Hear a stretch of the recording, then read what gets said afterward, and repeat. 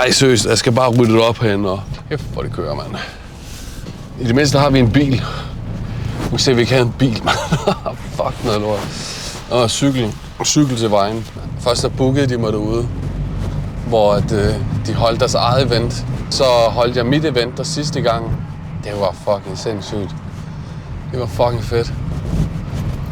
Og jeg synes, jeg har lært rigtig meget siden. Også fordi, at jeg har fået hele koncerten er faktisk optaget.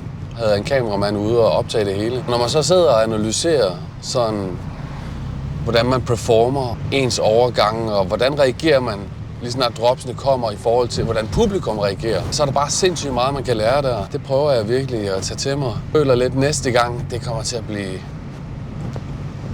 Det bliver meget bedre. Og slet ikke for at sige, at den anden gang det var dårligt, fordi det var fucking sindssygt. Men du ved, det er de der små detaljer, der lige gør forskellen, ikke? Vi står i Jylland, er vi klar til en par 2? Og så kommer der en bil. Så kommer der en bil. Så småt. Hvor er I det? Øj! Fuck, hvor griner. Lad os gå ind og se på klubben, mand. Skal jeg stå i midten? Jeg står ikke altid i midten, eller hvad? Jeg skal altid stå i midten, ikke? Især når jeg DJ'er. Det er fucked up at stå herude og DJ. Sådan med ryggen til. Okay, jeg prøver lige at løbe ind, ikke? Og så står du bare der. Kommer lige fra den anden side. Hvis du nu lige kigger rundt i lokalet, ikke? Så prøv lige at forestille dig, vi får 300 mennesker ind her.